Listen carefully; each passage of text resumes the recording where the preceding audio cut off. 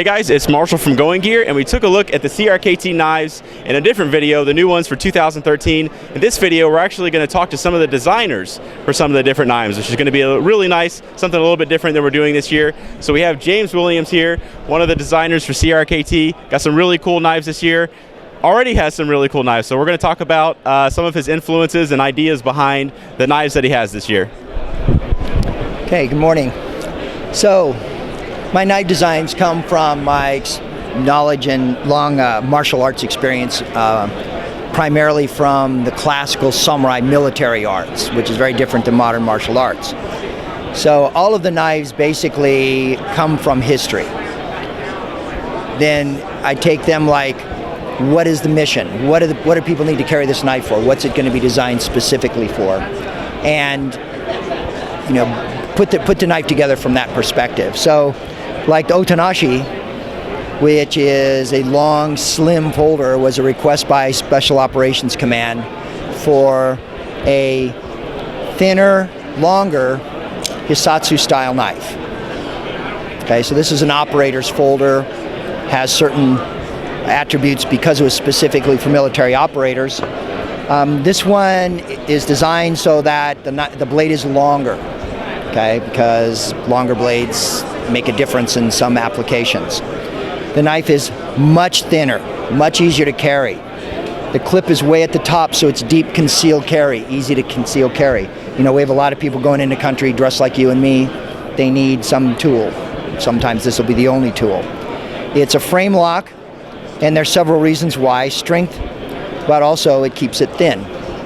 It can be opened quietly, which is an asset. The blade is a real blade designed for war. Okay, it's Osaraku style, which was made famous by the mid-16th century daimyo or warlord Takeda Shingen. Comes from the Shimada school of swordsmiths in the late 15th century. So it manages to have phenomenal penetrating capability with very superior slashing at the same time. It's G10 on one side for grip and strength, it's stainless steel on the other.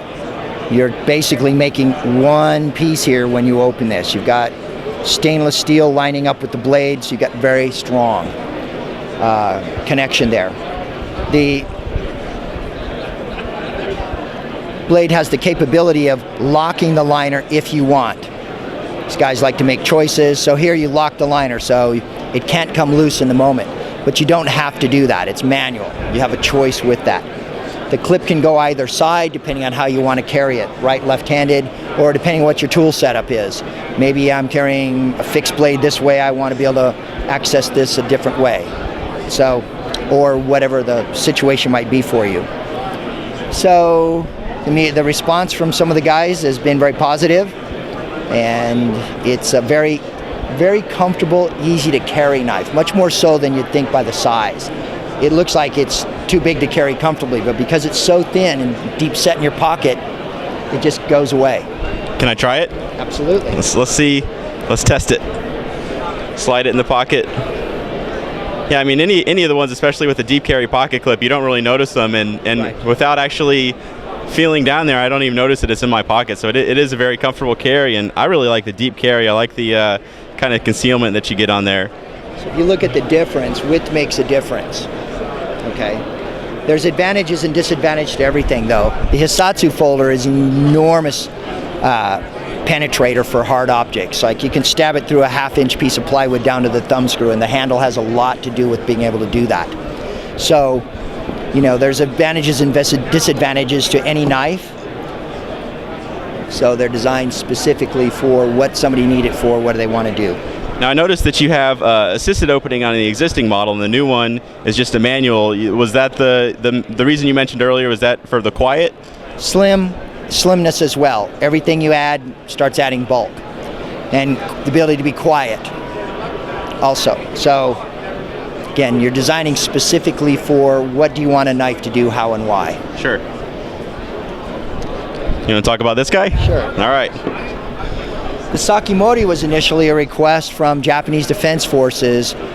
They liked the Hisatsu, but they wanted something 15 centimeters or less, basically 5 3/4 inches. So again, going to Japanese history, this is a small tanto along the lines of Masamune, who is one of the most famous sword smiths of ancient Japan, along the design of some of his tanto. Sure. And so what you have is an enormous slashing capability in a small blade. Penetrates very well. The width of the blade allows the angle of attack to make it really, really cut well. This particular grip is phenomenal, and it's better when it gets wet. So, which is obviously a consideration. What's the material on that wrap? The material on the wrap is resin impregnated nylon. And basically what you're doing is, you know, they made their handles a particular way for a reason. So you'll notice most of these handles, all these handles are neutral handles. And neutral allows you to change grip depending upon what you're doing, right? So how am I going to use the knife? Point out, edge up. Point out, edge down. How am I going to use the knife? If you're penetrating with the knife, there's ways, you can see this is round for a reason, so that you can support slash stab, right? Use your other hand, use your body. So, and however, changing hands, whatever you're going to do with the blade, the handle facilitates that. So you notice that all the handles have a similarity that way, especially on the back. If you look at the curve of the finger, if you look at the curve of the butt of the hand, if you're going to put it in, you know, this, easy to block. This, not so easy to block. Plus it lines up with your bones. You don't put pressure on your wrist. So the ancients who lived, died with edge weapons all day, every day. It's you know, they were an edge weapon culture. They're never without them. Trying to outsmart them is not such a productive endeavor. So what I do is, why did they do it? What are the advantages? And I have long classical training as well. Classical samurai arts are sword-based in the beginning, but all the striking, throwing, breaking, everything that has to do comes from edge weapons. So it's very different than modern martial arts. Sure. And why did they do this? They did it because it worked. If it didn't work, they were dead. They didn't pass their knowledge on. Right. Right. So we got scoreboard behind it all. So that's why these. You know, this blade has AUS 8 steel, high carbon stainless. It makes it very strong, very durable, holds a good edge. It doesn't hold an edge as long as some steels do, but the harder you get things, the more brittle they become. Right. This is not a box cutter. It's not designed to cut through cardboard all day long. So you match the steel to what the blade is going to do, how and why. What do you need? And all of these blades are matched that way. Handle material, steel material, shape of blade. What's the purpose? What do you want it to accomplish? You put a lot of thought into these. As a knife seller and buyer, I really appreciate that. Well, I work with our military. I work with people who go in harm's way. I was former military. I know what the consequences are of failure. I've got sons. I know that what I do makes a difference. So I have a responsibility to make sure that they get the best that I possibly can design for the task that they need to use it for. You know, where our guys are in harm's way all the time, people tend to forget a little bit. We lost guys this last year. Some of them guys I trained, some of them guys I knew. So it's personal. Yeah, I understand. Right? Do make the best thing you can for them. You know, and very appreciate for all you people out there serving, our guys and gals. You guys are the best. You're the reason that we have our freedoms. I think about you every time I'm designing these things. I know the deal. I know what you're going through, and just want to let you know how much we appreciate it. And CRKT, by the way, really supports.